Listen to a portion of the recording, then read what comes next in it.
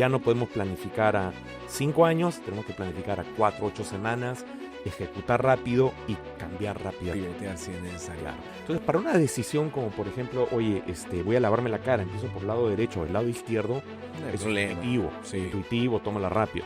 Pero cuando tienes que tomar una decisión como entro a un nuevo país, instalo una nueva fábrica, instalo un nuevo almacén, lanzo un nuevo producto, ya son decisiones más importantes que tienes que pensarlo más analíticamente. Lo primero es esa capacidad del líder de ver más allá, demográficamente, culturalmente, entender, imaginarte a 5 o 10 años ese futuro y de ahí poder entender el contexto de a dónde quieres llevarte como persona, como organización y ser muy persistente, porque en el camino vas a encontrar muchos nos.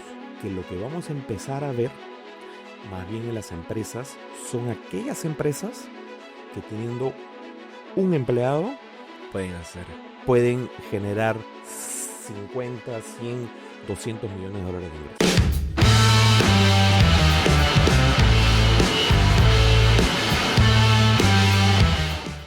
Hola, ¿cómo están? Bienvenidos a un capítulo más de De Facto. Hoy día tengo a un invitado de honor, un invitado muy especial. Carlos Nissen está acá.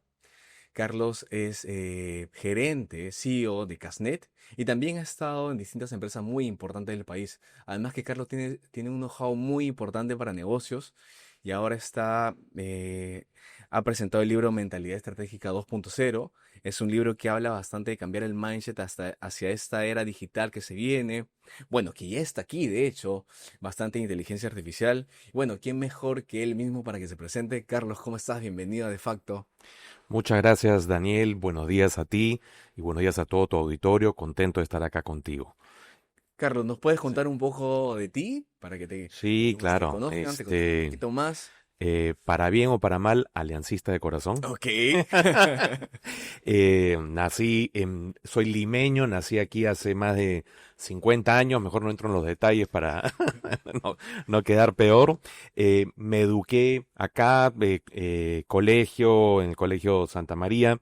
Posteriormente, estudié economía en la Universidad del Pacífico, con grandes profesores como Julio Velarde en el Banco Central, Mira. Felipe Portocarrero, Folke Kafka, un sinnúmero de luminarias. Y apenas terminé mi tesis, me fui a Estados Unidos, me fui a Los Ángeles, trabajé en publicidad Ujú. y de ahí me fui a hacer una maestría en la Escuela de Negocios de Wharton. ¿Qué te motivó a ir a Estados Unidos? Principalmente vengo de una familia donde mi papá, mis hermanos, que son mayores que yo, me incentivaban continuamente a salir del país, a educarme.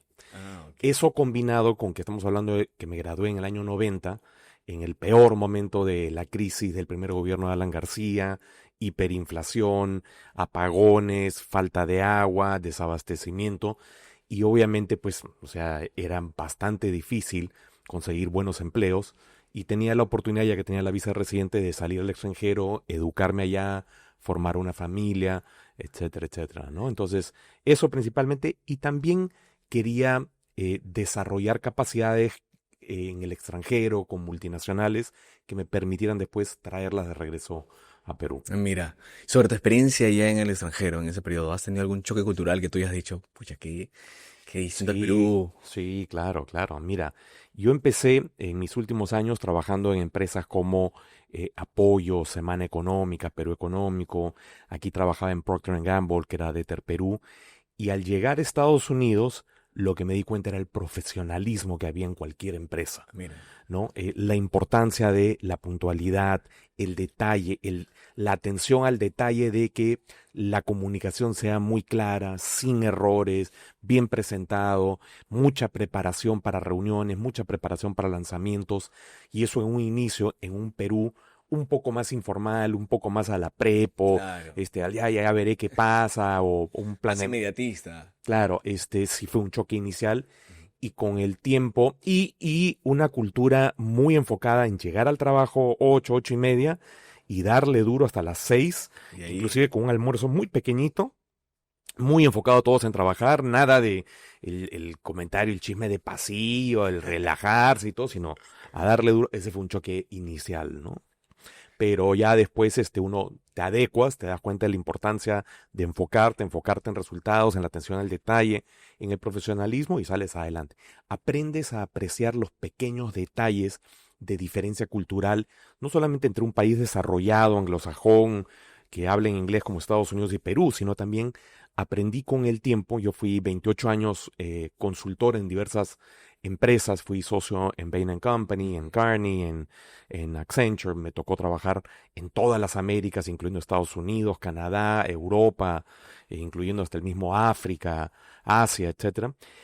Y aprendes a apreciar las pequeñas sutilezas de las diferencias culturales entre países y al interior de cada país, entre regiones, ciudades y entre grupos etarios, Claro. ¿no? Entonces aprendes a apreciar, y en el caso de Perú, aprendes a apreciar la diferencia entre Lima, provincia, dentro de Lima, la diferencia entre cada distrito, entre los que vienen de un colegio o de una universidad, de un centro de trabajo o de otro, un idioma, una geografía. Aprendes a apreciar eso y te das cuenta. Te abre un panorama mucho mayor del Claro. mundo, a entender Aprendes a apreciar los detalles, la ¿no? diferencia. Sí, ¿Y, claro. y en qué momento te diste cuenta de la manera de líder? Mira, em, aprendí, yo creo que eso desde el colegio. En el colegio aprendí a sentirme cómodo en cuestionar las enseñanzas de mis profesores. Ujú. Era una época obviamente muy vertical, muy autoritaria. Yo estaba en un colegio también bastante tradicional, que el Colegio Santa María, que era enfático en lo que era la religión. Yo en ese entonces era primer lugar en religión. Este, pero sin embargo cuestionaba muchas cosas que yo veía alrededor de algunas posturas de los profesores, algunas filosofías o pensamientos o supuestos dentro de la religión. Y me di cuenta pues que mi salón me seguía y me elegían presidente. Y eso también me sucedió en la universidad, donde exponía mis ideas y me decían, oye, no, tú deberías postular ser presidente del centro de estudiantes, que después lo fui. Entonces me di cuenta que era la capacidad primero de tener una visión más allá del corto plazo, de lo que puede pasar, entender el contexto y ser persistente y comunicar claramente tus ideas. Entonces, al tener esa capacidad, me di cuenta pues que habían personas que seguían. Y había otros casos en que yo tenía que seguir. Eso sí, Claro, claro. claro. Me has dado un concepto de liderazgo saliendo a otra pregunta que me Claro, gusta. ¿Sabes por qué? Porque me estás hablando del líder no solo que sabe. O sea, no estamos hablando del líder que tenga conocimiento. sí. Estamos hablando del líder que inspira a las personas. ¿Cuál crees que serían esa receta para ti de un liderazgo ideal, apropiado? Claro, mira, futuro, entender las tendencias que están pasando en el mercado, sea en los negocios, sea en el país, demográficamente, culturalmente, entender, imaginarte a 5 o 10 años ese futuro y de ahí poder entender el contexto de a dónde quieres llevarte como persona, como organización, imaginarlo, pintarlo y describírselo a tu audiencia y decirle, este es el futuro que yo veo, este es hacia donde quiero llevarlos a todos y ser muy persistente, porque en el camino vas a encontrar muchos nos. Y ahorita en Casnet es una empresa que la estamos revolucionando y originalmente, cada vez que yo proponía algunas ideas de cambios, me decían, no, no se puede, no, no se puede, Ah, no, lo hemos tratado y no ha funcionado. Y dije, no estoy de acuerdo, quiero cuestionarlo. Y cuestionando nos dimos cuenta que sí se podían entrar a nuevos segmentos de clientes, sí se podía cambiar la tecnología, sí se podía migrar a la nube, se podían hacer un montón de cosas que hoy en día las estamos haciendo. Y era nada más pues estos paradigmas que tenían muchos de no cuestionarlos. qué Y desafío, ¿no? sí, claro, por Porque supuesto. estamos hablando de un líder que no solo tiene que inspirar el cambio, sino cómo me lo llevo yo encima y convenzo a los demás hacia este cambio. Exactamente. Entonces, sí es muy importante la persistencia. No se tiene que ser muy persistente, pero también estar suficientemente informado y escuchar también. O sea, sí tienes que ser asequible, sí tiene que sentirse tu audiencia que puede tocarte la puerta y puede expresarte Ujú. sus puntos de vista y que van a ser escuchados.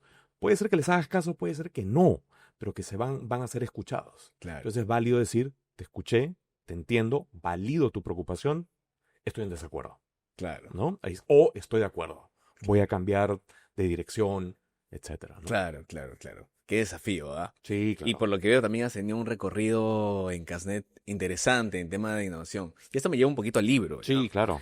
Em, ¿qué, qué viste? ¿Qué viste? ¿Qué fue lo que te motivó a escribir Mentalidad Estratégica uno? Y luego te pregunto por la 2. Sí, claro.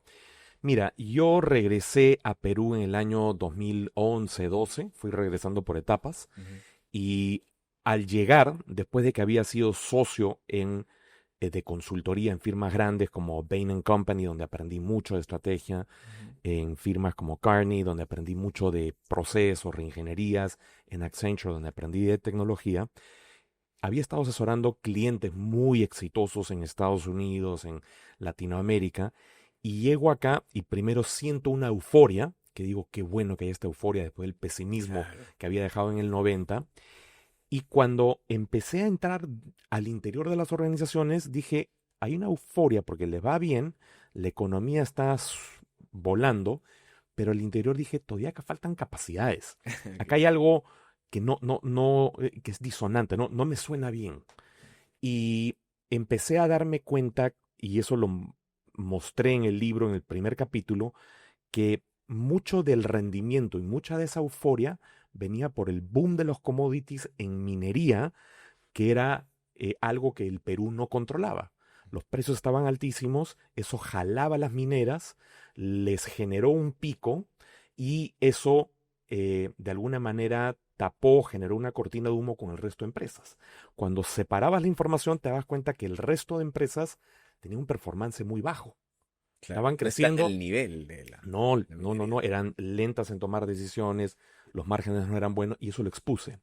Y conforme empecé a exponerlo, empezó a caer los números, los indicadores y regresamos a la realidad en que estamos hoy, Claro. que tenemos buenas empresas, pero que todavía pueden rendir significativamente mejor. Y eso me llevó a escribir ese libro, a poner los números claros, uno, y dos, también escuchaba muchos que hablaban de Porter como estrategia. Ujú, claro. Dios mío, Porter fue en los 70s. Hay tantos pensamientos y marcos metodológicos más modernos, más sofisticados, que creo que el mercado es importante que lo conozcan. Y tres, noté muchos sesgos cognitivos, ¿no? Muchos paradigmas, muchos supuestos, mucho ese proceso de pensamiento rápido que se había generado en los 80s con la hiperinflación, quedaba aún y llevaba a que muchos pensaran con el cerebelo de una manera muy intuitiva. Y al pensar con el cerebelo, tu cerebelo piensa, básicamente toma una decisión en microsegundos o milésimas de segundos, en donde dice, lo que estoy viendo me va a atacar y tengo que reaccionar o tengo que huir. Claro. Y en ese proceso toma muchos atajos y crea muchos supuestos, algunos de los cuales son correctos, algunos son incorrectos. Entonces, para una decisión como por ejemplo, oye, voy a lavarme la cara, empiezo por el lado derecho o el lado izquierdo, No hay es problema. Sí. intuitivo, tómala rápido. Pero cuando tienes que tomar una decisión como entro a un nuevo país, instalo una nueva fábrica, instalo un nuevo almacén, lanzo un nuevo producto, ya son decisiones más importantes que tienes que pensarlo más analíticamente. Y lo que el primer libro te mostraba es que aquellas empresas que lo hacían, planeaban de manera más analítica, cuestionaban esos sesgos, les iba mejor financieramente. Entonces, eso me impulsó al primer libro. Y el primer libro cuenta esa parte financiera de Perú y de ahí dice, estas son las estrategias, estas son las mejores prácticas. Lo lanzo marzo del 2020 y a los 15 días, pandemia, ¿no? Ya para ese entonces me había unido a Credit Corp, estaba viendo temas importantes de digitalización, Yape pues estaba bajo el radar, tenía 400,000 usuarios y se acababa de tomar la decisión de vamos a meterle duro para que llegue a 10 millones de usuarios, es un proyecto que hubo en el 2019. Y lo que sucedió, yo era la cabeza de estrategia y de fusiones de adquisiciones de Credit Corp en ese entonces, y justo sale el libro, pero con información pre-pandemia. Viene la pandemia y todos conocemos la Todo historia. cambia. Todo Claro. cambia. El mundo se digitaliza muy rápidamente. Claro. Perú también. Existen muchas inversiones en Perú y en el mundo y mucho dinero que hace que la economía cubra el desempleo inicial que había, pero rebota demasiado fuerte, se genera alta inflación mundial y de ahí los bancos centrales contraen la demanda, la oferta de dinero, baja la inflación, se genera recesión, empiezan los conflictos en Perú, conflictos meteorológicos, empieza la guerra en Ucrania También. con Rusia, conflicto Estados Unidos-China, entra Donald Trump y se genera una etapa de mucha volatilidad en Perú, en el resto del mundo. Acá en Perú tenemos 6 presidentes, montones de ministros y muchas inversiones se empiezan a detener. Porque muchos dicen, no, voy a esperar a que venga estabilidad. Entonces, ¿qué me llevó al segundo libro? Un par de cosas. Primero, no puedes esperar estabilidad.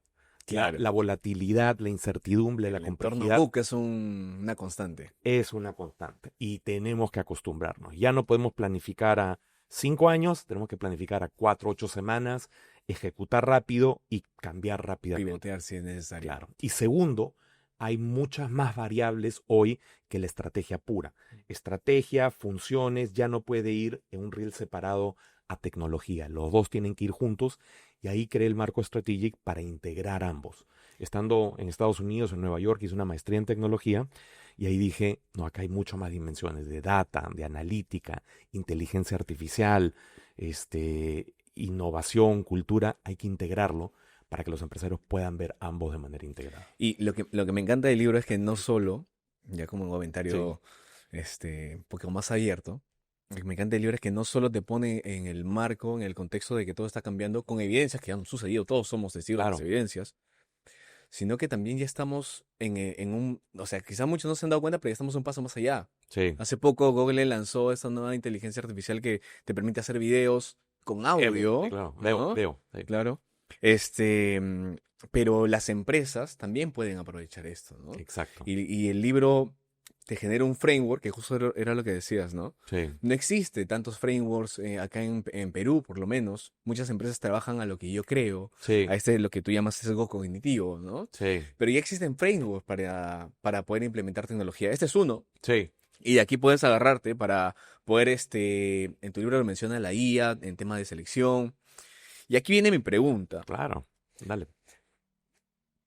¿Qué es lo que tenemos que prever con la llegada de la inteligencia artificial a las empresas, ¿no? Yo como trabajador o también como empresario. Claro.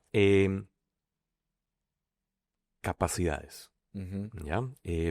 Yo el año pasado tomé un curso bastante largo con profesores en la India los fines de semana y me di cuenta que quienes estaban en esa clase era sobre programación en Python y era como programar y modificar lo que eran los Large Language Models.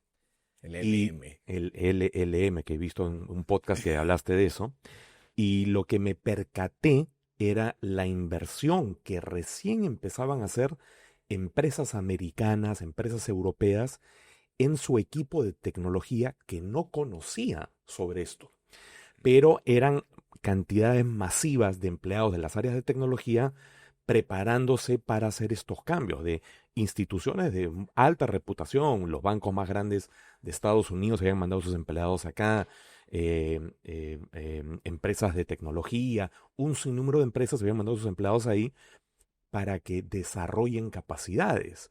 Porque el tratar de hacer mucho solo conociendo cómo preguntarle 2, 3 preguntas a ChatGPT es la punta del iceberg. Claro. Primero hay que entender todo lo que puedes hacer, ¿no? Con agentes, con programación, con lo que son estos RAGs, CAGs, etcétera. Tienes que entender lo que la herramienta hace y para mí es una herramienta más, extraordinaria herramienta, una herramienta. Y de ahí tienes que entender cómo en otras partes del mundo están aplicando esa herramienta en diferentes partes, en lo que es fraude, en lo que son centros de call centers o contact centers y interacción con el usuario, la experiencia del usuario. Proceso de selección. Proceso de selección. Mejora de procesos industriales. Claro, también en lo que es mercadotecnia, etcétera, etcétera. Claro, ¿no? claro. Entonces, primero es desarrollar las capacidades, entender como empleado y yo como usuario, y de ahí empezar a entender el abanico de oportunidades y empezar a aplicarlos. Claro. Pero primero hay un tema de aprendizaje. Bastante, ¿no? Sí. Bastante, porque, o sea, el conocimiento duro lo vas a encontrar, la IA está ahí para lo que necesites, pero ese criterio solo lo vas a afilar cuando entiendas. Sí, o sea, lo que ha Que- pasado acá es, acuérdate que hemos pasado por una y otra ola de innovación en tecnología, Claro. ¿no? Desde las primeras computadoras, la computadora personal en los 70s, 80s, los primeros ERPs que Ujú, generaron una gran transformación, pero acá ha habido una tecnología que ha democratizado el acceso a la inteligencia artificial. claro. Entonces, primero es importante entender que es una herramienta y segundo, entender nada más cómo funciona. Pero lo que pasa es que acá se ha democratizado rápidamente, ¿no? Claro, ya es incluso, si no sabes usar ChatGPT, estás en otra, ahorita. Y eso Sí, que es lo más básico, ¿no? sí, sí, Y sí, eso que es sí, lo más sí. básico. O sea, lo que tiene esta herramienta que ayuda a esa democratización, primero es el costo Ujú, y segundo es la flexibilidad de la herramienta. claro. Antes comprabas un CRM, un ERP y era para un proceso específico, Claro. para una función específica. Acá, para lo que quieras. Ujú, Uno de los mayores usos que están encontrando en Estados Unidos con la herramienta es que sea tu acompañante, ujú, claro, ¿no? Tu acompañante claro, y muchas personas lo utilizan para terapia. claro, Oye, claro, también. ChatGPT, peleé con mi papá, ¿qué le puedo decir a mi papá? Oye, ChatGPT, peleé con mi enamorada, ¿qué le puedo decir a mi Claro. enamorada? Y hasta le cuentan, ¿no? Por ejemplo, ya superé esto, por si acaso. Te Sí, felicito. Bueno, a ver. sí. Entonces, Claro, y han modificado ChatGPT para que sea más empático. claro. Entonces, esa flexibilidad te Ujú, permite utilizarlo en muchos contextos ujú, y esa es la razón por la que ha democratizado, pero ha llegado a una base enorme de usuarios que recién está aprendiendo qué usos le puede dar. Entonces es ahí donde es importante capacitarse claro, para entender los mejores usos como usuario y como empresa, claro. ¿no? Y ahí lo que decías, ¿no? Hay que afilar ese criterio porque ahora mismo, estoy usando ChatGPT como mi psicólogo, mi amigo al lado. Claro, Sin embargo, hay una infinidad de oportunidades, ¿no? claro. Regresando un poquito al libro, Sí, de los 9 pilares del sí, modelo estratégico, sí. ¿cuál es el que tú recomiendas por el cual debo iniciar? ¿O el más importante? ¿O el más urgente? A ver, es que son diferentes respuestas a las diferentes preguntas que me has hecho. El más importante que tienes que tener claro es la primera letra, la Ok. S de estrategia, Ujú, porque ese es lo que determina el norte, ujú, ¿ya? Y tienes que tener claro tu norte. Y en la definición de ese norte, el primer libro cae muy bien, te da diferentes marcos metodológicos, ok. ¿no? Pero primero tienes que definir ese norte, tienes que tener clara esa visión hacia dónde vas a ir. Ujú. La segunda letra, que es la T, que son las tácticas, es el detalle detrás de la estrategia y es lo que puedes ir ajustando a lo largo del tiempo Para llegar al norte. para llevar ese norte. Y de repente en 3 meses lo ajustas, haces Claro. pequeños cambios, ¿no? La R es cómo apalancas o cómo utilizas los recursos existentes, Ujú. sean financieros, sean de infraestructura, sean de recursos humanos, y hay ahí diferentes variables que puedes utilizar para saber cómo orientar esos recursos, donde tengo el mayor impacto, mayor retorno sobre la inversión. Ujú. Em, Y y entonces que cada uno es, es diferente, ¿no? claro, y es un buen framework, ¿no? Claro. Porque te permite aterrizar. Y por aquí, vamos, te permite aterrizar lo que tienes en mente, lo que estás haciendo. Sí. ¿Tú qué recomiendas a un emprendedor, al momento de leer el libro? Mira, Por- uno, tener esto como guía, Ujú, pero como emprendedor, lo primero que tienes que tener claro es en la parte estratégica las dos preguntas de estrategia clave. ¿Dónde compito? Es decir, en qué productos, qué segmentos, en qué geografías, en qué canales me voy a enfocar. Muy clarito, muy definido. Acá sí estoy, acá no estoy. ¿Y cómo me voy a distinguir? ¿Cómo le ofrezco una propuesta de valor diferencial a mis clientes? Y asegurar que eso te genere flujo para poder reinvertir, claro. ¿no? Asegurar, eso tiene que estar muy clarito. Lo primero, que es la parte de la S. Eso es lo que tienes que tener claro día uno. El resto lo puedes ir armando después, Ujú. pero si estás recién empezando es a quién voy a atender, qué segmento, en qué geografía, por qué me voy a distinguir y empezar con el análisis previo, ¿no? Entender bien tu mercado, tus clientes, tu competencia, los precios, la estructura de costo para que digas, acá me voy a enfocar con este precio. Pregunta, me has Sí, hecho pensar en los pequeños emprendedores. sí. ¿Cómo los inspiramos a que tengan esta mentalidad ágil? Yo creo que por sí ya la tienen, Ujú. ¿ya? Probablemente lo que tienen que desarrollar un poco más es la parte estratégica, ¿ya? Porque en verdad, eh, los pequeños emprendedores en América Latina y en mercados emergentes se dividen en dos. Ujú. Uno, aquellos que dicen, tengo dinero, ya tengo experiencia, quiero atacar, quiero lanzar este nuevo producto o servicio que he visto que existe en otras, en Bolivia, en Ecuador, en Arequipa, qué sé yo, quiero lanzarlo, Ujú. ¿ya? Y esos lo hacen porque quieren, ¿no? Hay otro segmento que es de supervivencia, ¿no? Oye, Es más complicado. me quedé sin chamba, y pucha, ¿cómo mantengo a mi familia, a mis hijos? Y es un tema de supervivencia. Entonces, en ambos casos, yo creo que la agilidad existe y si no, bien importante que aprendan rápidamente a tomar decisiones, cometer errores, aceptarlos y pivotear rápidamente a otra idea, pero más importante que tenga esa parte estratégica. Y esa parte estratégica para mí tiene dos, tres elementos. Número uno, Mm. que es la parte esa de visión, ¿no? O sea, ponerte a pensar ¿A 3, dónde quiero 4, ir? 5 a futuro, ¿cómo ves tu entorno, el ¿Dónde mercado? estoy? ¿A dónde crees que va a ir? ¿Cómo se va a ver? ¿Cómo va a cambiar tu geografía, tus clientes, tus competidores? Número uno. Número dos, tener un marco metodológico que te ayude a ordenar la realidad. Y hay muchos. Puedes pensar en ingresos contra costos, que es lo más sencillito, e inversiones. Puedes pensar en qué está haciendo la competencia, los clientes y cómo me veo por dentro. Tres diferentes variables. Puedes pensar en otro que era cuál es mi core contra adyacencia, que ya es un poquito más sofisticado, Claro. en lo que proponía Chris Zook. Puedes pensar en ¿cómo se llama? Las metodologías de Porter, etcétera, etcétera, ¿no? Y con base en eso poder decir, ok, ya que entendí la realidad, lo que está sucediendo, el contexto, entendí las tendencias, me puedo ubicar en atender este segmento de clientes, me puedo diferenciar así. Y lo último es tener el tiempo para pensar estratégicamente. Necesitas tiempo. El peruano se centra bastante en ejecutar, ejecutar, Sí, ejecutar, ejecutar, pero a veces eso nos falta, ¿no? sí, sí, Un- sí, es importante. Una pequeña pausa para poder entender y verme en el futuro que quiero llegar para luego armar el camino hacia ese futuro, ¿no? Sí, sí, sí tienes que darte el espacio Ujú. y acá tienes que huir del, en inglés le dicen busy work o trabajo ocupado, que Mm. te llenas de muchas actividades y te sientes contento porque estás ocupado. Eso, Chévere, ¿no? Estoy ocupado, estoy avanzando, tengo mucha chamba. pero no sabes para dónde estás disparando. Claro. Entonces, lo importante es tener claro ese norte y con base en ese norte estructurar tu día, tu agenda alrededor de aquello que te va a permitir llegar a ese norte. Ujú. Y eso significa a veces matar reuniones innecesarias, empezar más temprano, hacer reuniones más cortas, más claritas, más enfocadas, aprender a decir no y darte el tiempo para este pensamiento y este análisis, ¿no? Ya que estamos aquí hablando de las Sí, claro. personas, ¿qué consejo le darías a alguien que quiere emprender en todo caso? Mira, el primer consejo es entiende la necesidad de dos tipos de recursos. Primero es el recurso financiero.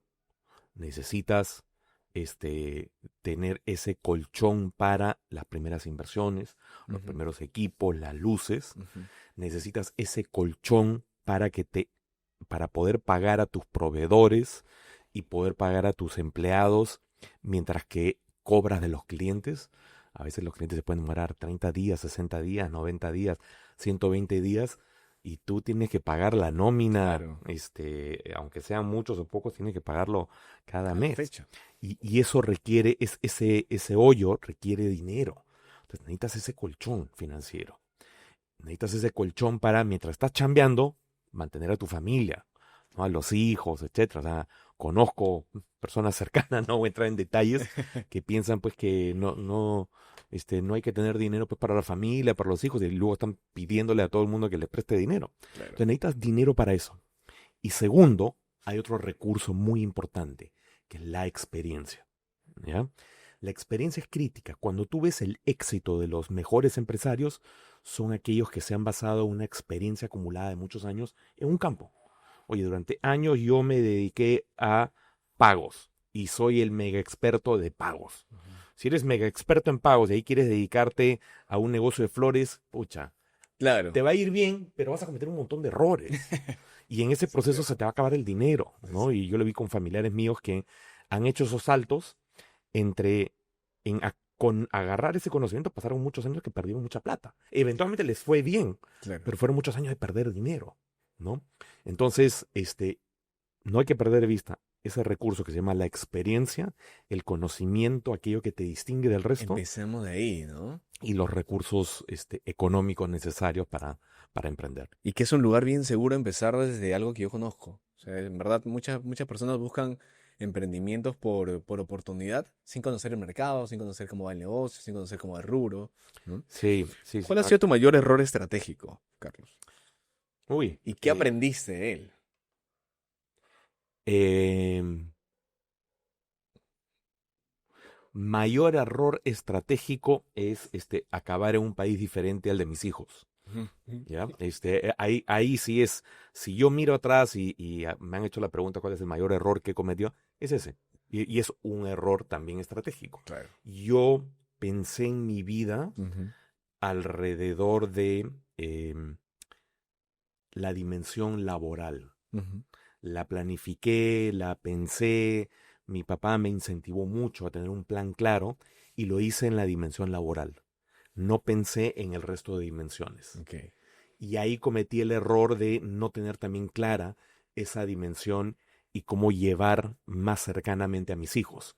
Los veo igual con frecuencia, una vez al mes más o menos, porque yo viajo a verlos o ellos viajan a verme. Ahora mis hijas están acá visitándome por el lanzamiento del libro.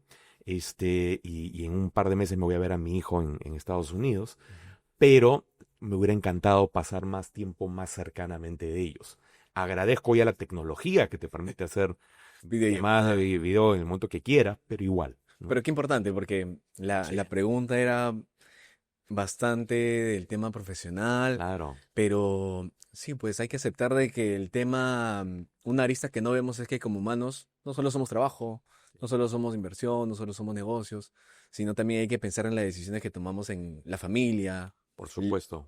la familia y lo que me hace feliz, ¿no? Exactamente.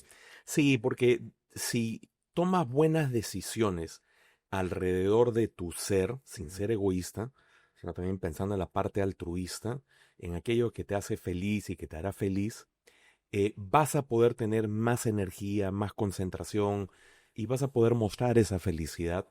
En eh, lo que haces, tus exactamente. proyectos. Entonces es importante también ver tus decisiones, pensar estratégicamente en todo tu entorno, tu ser, tu familia, tus amigos, los negocios. Tu ex- hobby, lo que te gusta. Exactamente, exactamente. Vamos ahora a hablar de Latinoamérica. Sí, claro. ¿Tú cómo ves Latinoamérica ahora? ¿Hay algo que te preocupa desde tu punto de vista liderando empresas de gran reputación? Sí, claramente preocupa la menor institucionalidad Ujú, de la región, ¿no?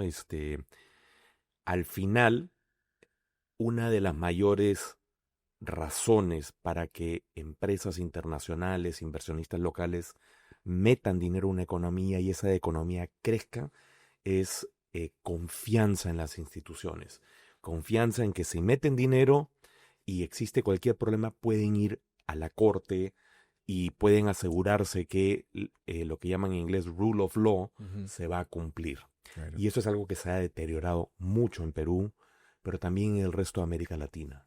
Y lamentablemente hoy tenemos pues un presidente en Estados Unidos que también está probando los límites de esa Ujú, institucionalidad claro, y está llevando a que muchos en América Latina digan se vale, claro, lo cual no es correcto, ¿no? claro. Entonces me preocupa la debilidad de nuestras instituciones.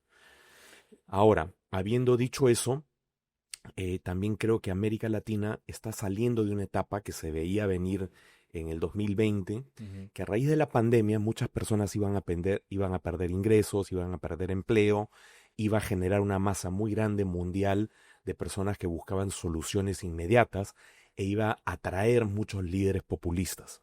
y lo vimos en Perú, lo vimos en América Latina, lo vimos en diferentes partes del mundo, aparecieron líderes populistas. Claro. Líderes populistas son aquellos que te prometen Sí, soluciones sin sacrificio. claro. Eh, Creo afortunadamente que ya estamos viendo las consecuencias de esas malas decisiones en Perú, lo estamos viendo en Colombia, lo estamos viendo en México, y eso debería llevar poco a poco al retorno de líderes, no voy a decir de un lado o del otro, sino líderes más pragmáticos, líderes que entiendan las consecuencias de sus acciones. Claro, que eso es lo que necesitamos, ¿no? Eso es lo que necesitamos. Líderes que entiendan que por un lado tenemos que ser muy cautelosos con la inflación, porque si no va comiendo el poder adquisitivo de la población, sobre todo los de menores recursos. Líderes que entiendan que no pueden gastar más de lo que les ingresa.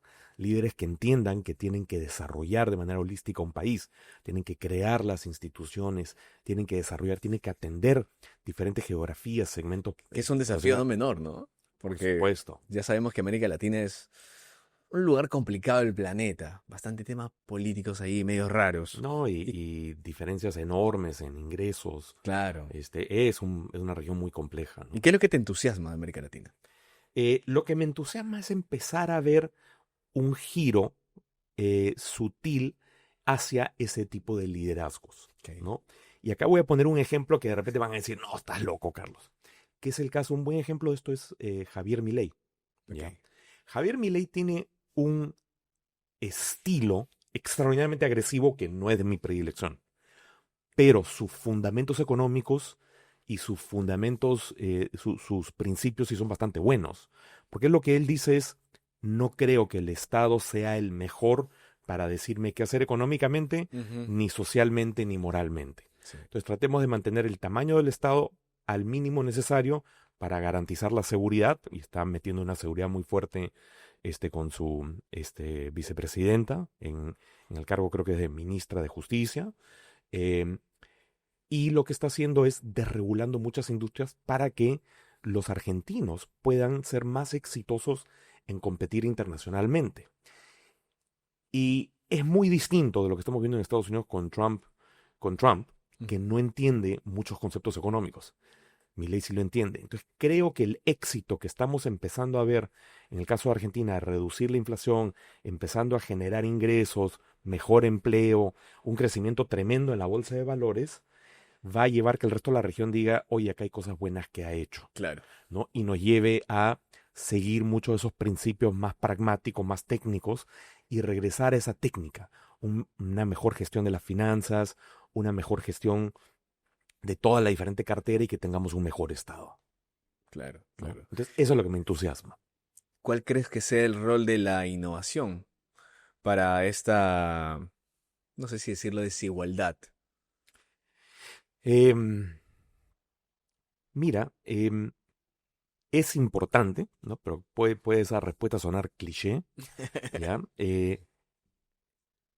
Es importante, somos una región que está acostumbrada a adaptar, ¿no? Más bien toma innovaciones de Europa, de Asia, de Estados Unidos y las adapta, ¿no? Somos, perdón, buenos adaptadores. Eh, Creo que tenemos que confiar en ser buenos generadores de innovación, pero yendo al tema de desigualdad, creo que más bien lo atacaría por el lado de quitar regulaciones, ¿no? De permitir que el empresario, el microempresario, tenga más capacidad de competir, no ponerle tantas regulaciones que a veces lo atan de manos, de pies, Claro. y al contrario, poder apoyarlo en ese proceso. Entonces, creo que innovación lo tenemos que incentivar desde el microempresario. Tenemos que orientar recursos a financiar nuevos emprendimientos.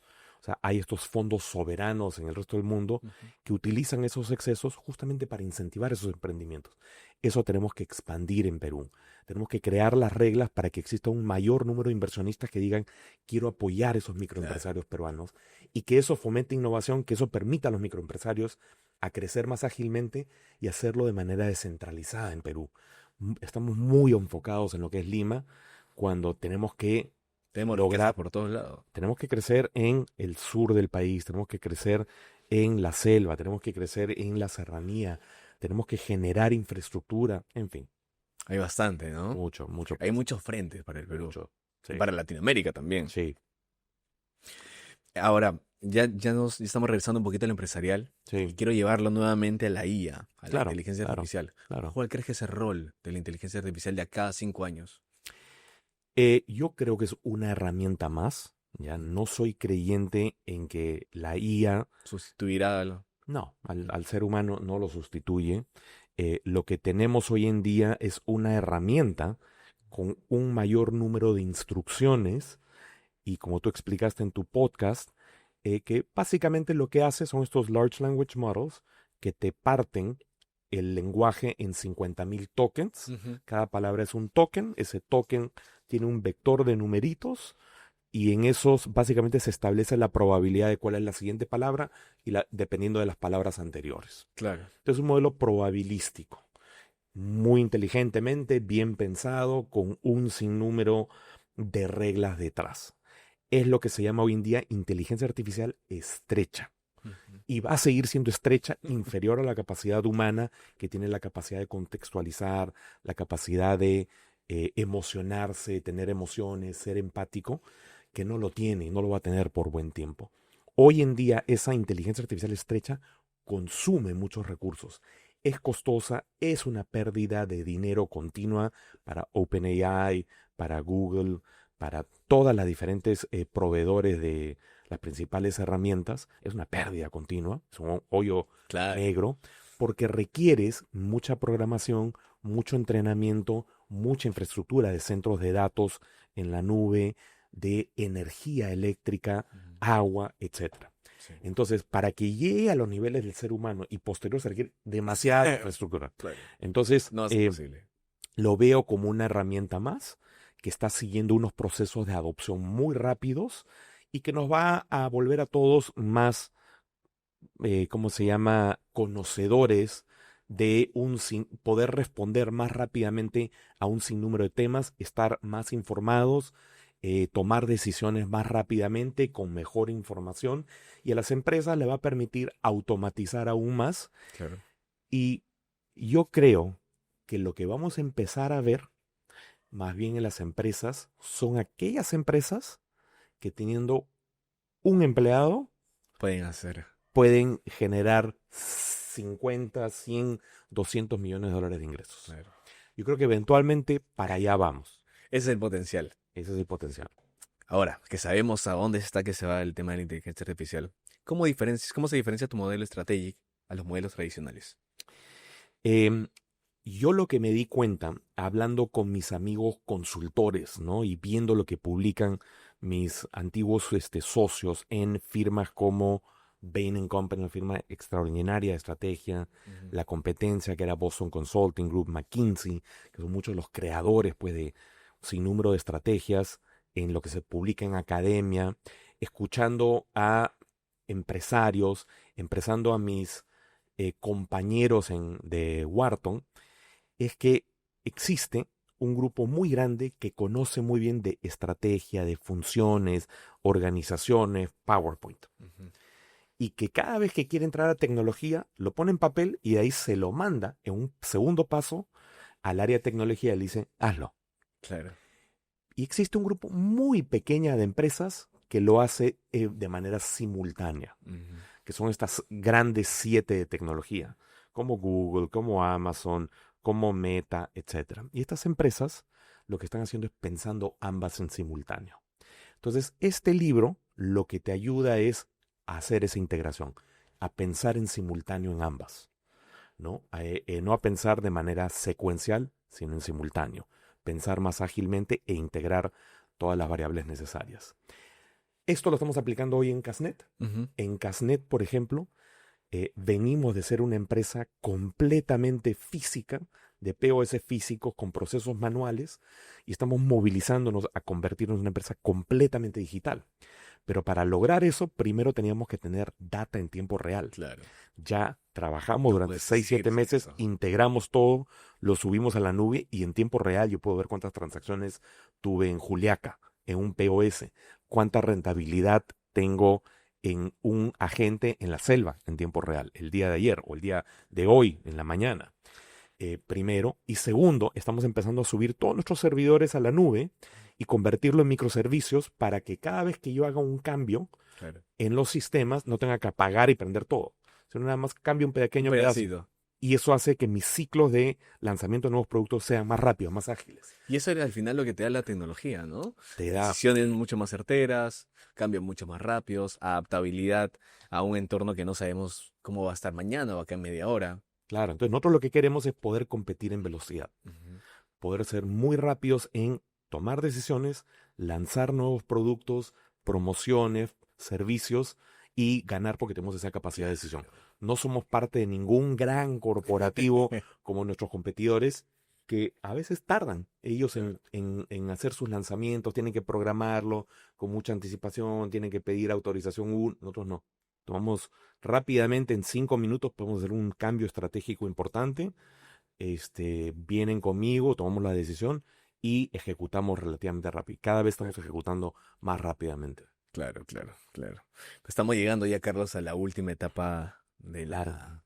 de la entrevista y tengo un par de preguntas más. Sí. Bueno, como unas 4, que son un poquito más cortas. Ujú. ¿Qué hábito o mentalidad te ha hecho más exitoso que cualquier MBA y cualquier estudio que hayas hecho? Persistencia, persistencia, persistencia. Tener claridad en a dónde quiero llegar.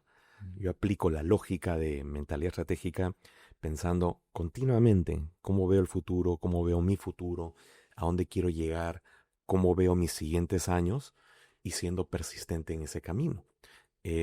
Yo me propuse en el año 90, 91, cuando mi papá me dijo, te falta un plan.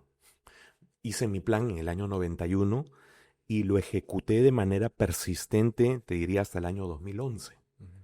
¿No? Lo ejecuté en términos de el tipo de empresas a las que me fui a trabajar, lo que aprendí y regresar acá a Perú y poner mi empresa. De ahí entré en una etapa, te diría, de incertidumbre, en donde coseché lo que aprendí con esa empresa, el libro, trabajé en Credit Corp, hasta que empecé a desarrollar mi segunda visión. Y mi segunda visión es, me estaba quedando claro que estábamos entrando a un mundo mucho más digital y tecnológico y dije, tengo que dar ese salto, tengo que aprender de digitalización, tecnología, data, inteligencia artificial, porque quiero poder lanzar nuevos negocios, ayudar a empresas en nuevos negocios que incorporen estrategia con tecnología. Y ahí fue que dejé Credit Corp, me fui a hacer una maestría en Columbia en tecnología en Estados Unidos, entré a trabajar a una empresa asesora en tecnología que era Accenture, atendiendo a los fondos de capital privado y ayudando a estos fondos a un sinnúmero de estrategias tecnológicas digitales. Y de ahí me uní a una empresa de pagos en una transformación digital. Claro. Y eso ya me permitió tener mucho mayor conocimiento y lanzar este libro justamente y ahora trabajar en herramientas que apoyen a este libro. Entonces fue teniendo la claridad de acá quiero llegar. Entonces, primer hábito, esa visión, Ujú. cómo veo el futuro. Y segundo, persistencia, Persistencia, persistencia, persistencia. persistencia. Y la mejor decisión que hayas tomado en su momento y que pareció una locura. Mis 3 hijos. Una buena locura. Sí, no, sí, o sea, estaba obviamente joven, pobre, pocas capacidades, pero yo creo que como cualquier padre, tengo pues 3 hijos maravillosos, de lo que estoy feliz. Ese es en el campo personal. En el campo profesional, te diría, fueron 2 saltos que hice, ¿no? El primero hacia la maestría de negocios me permitió inmersarme en un mundo nuevo de conocimiento, de conocer personas, empresas, industrias. Me abrió unas puertas enormes y eso me permitió hacer otros saltos más entre firmas, funciones, el entrar a la consultoría. Entonces ese primer salto de conocimiento, te diría, hacia negocios, fue una muy buena decisión. Y el segundo fue el salto que hice hace 4 años atrás de meterme al mundo de la tecnología. Con la maestría, irme a Nueva York, me permitió dar otro salto más, ¿no? Claro, claro, perfecto. ¿Y el CEO que admiras, que más admiras profundamente y por qué? Mira, yo te diría que es Jamie Dimon, ¿no? Ujú, Que es el CEO de, de JP Morgan Chase, ujú. porque yo creo que ha tenido la capacidad de llevarte un banco originalmente pequeño, convertirlo en cada vez algo más grande, que te brinda buen servicio, que crece rentablemente y que ahora está entrando en toda la digitalización de manera muy exitosa y entrando a diferentes partes del mundo. Ujú. Entonces, esa capacidad para innovar, para ver el futuro, para tomar decisiones anticipadas, para desarrollar su talento, es algo que admiro. En el caso de Perú, te diría que la persona que admiraba era mi anterior jefe, Walter Bailey, que era la cabeza de Credit Corp, que también tenía una capacidad impresionante para ver ese futuro y tomar decisiones, como toda la digitalización de Credit Corp, toda la decisión cuando no había nada, toda la decisión alrededor de Yape. Son decisiones que venían de parte de él, ¿no? Claro. Me llamaba, me llamaba al celular, me decía, oye, estoy pensando en esto. Y algunas de esas llamadas fueron las decisiones que hoy en día ves del crecimiento de pagos digitales en el Perú, Claro. ¿no? Fueron un impulso extraordinario de él estar ahí pensando y ahora ¿qué hago? ¿No? Era tener esa capacidad de visualizar el futuro y decir, yo creo que tenemos que ir en esta dirección, tenemos que tomar estos pasos, Estos ¿no? pasos. Bueno, Está ahí. interesante. Muchas Una gracias. pregunta un poco, no sé si más difícil, pero ¿cómo lidiar entre el ego y el éxito? Em, primero es por conocerse, ¿no? Y conocer en qué parte del espectro caes entre el egocentrismo y el altruismo. Todos caemos en alguna parte de ese espectro. Y poder mirar hacia atrás y entender de dónde surges, de dónde naces, qué te llevó a ser el ser que eres, qué parte genética de tus padres heredaste y qué parte heredaste del entorno en el que te educaste. Los padres creo que tenemos un rol en dar seguridad, certidumbre a nuestros hijos para que puedan experimentar, crecer en un entorno seguro. Muchas veces cuando veo algunas personalidades que podríamos llamarlas disfuncionales, eh, puedes llevar a un problema en esa etapa de crianza, ¿no? Y tratan de compensar por deficiencias que tuvieron en esa etapa de crianza, de atención, de maltrato, ¿no? Etcétera. Entonces, primero parte por entenderte y entender de dónde vienes y entender en qué aspectos tienes que madurar. Em, y eso te lleva justamente a romper paradigmas, ¿no? Ser empático con tu audiencia, Ujú. permitir ser asequible, escuchar, entender a tu clientela, a tus empleados, a tus accionistas, poder aplicar esa mentalidad estratégica y poder justamente llevar a tu organización a ese posible destino, Claro, ¿no? perfecto. Entonces, ese liderazgo creo que tiene que estar muy separado, tienes que poder entender, separarlo, entender esa parte de tu ego y ese altruismo, ¿no? Como abstraerte de ti Porque va a mismo. estar ahí, ¿no? Claro, y lo que puedes hacer es alienar Ujú. a tus empleados, puedes alienar a tus clientes, puedes alienar a tus accionistas y te puede llevar como líder a cometer un sinnúmero de errores y que la persona no te lo diga. Claro. Yo lo primero que le insisto a mis gerentes es, dígame si cometo un error, porque al final parte del motivo que le digo, ustedes están acá es para ayudarme a asegurar que no cometa esos errores Ujú. y que soy falible, muy falible, cometo muchos errores. Qué bueno, ¿no? El ego se soluciona con el tema humano. Completamente, completamente. Y finalmente, Sí. Carlos, ¿qué legado te gustaría dejar con el libro? Yo creo que son principalmente los dos libros tienen la intención de ayudar a los empresarios, ejecutivos peruanos a ser más exitosos en su día a día, ¿ya? Y a generar valor para sus poblaciones, para su audiencia. Ese es el principal legado. ¿Y cómo lo he tratado de hacer? En el primer libro, dándoles más herramientas, más marcos estratégicos que vean lo que vi en otras partes del mundo recientemente y ahora, es decir, entendamos que la inestabilidad, incertidumbre está para quedarse, hay un sinnúmero más de variables, intégrenlas, estas son herramientas para que puedan ser más exitosos. Ese es el legado. Genial, Carlos. Carlos, en verdad ha sido una entrevista muy interesante. Gracias. Me ha servido mucho para validar cosas que ya tenía en mi Claro. mente, el tema de inteligencia artificial. No sé si quieras dejarle un mensaje a tu comunidad antes de cerrar la entrevista.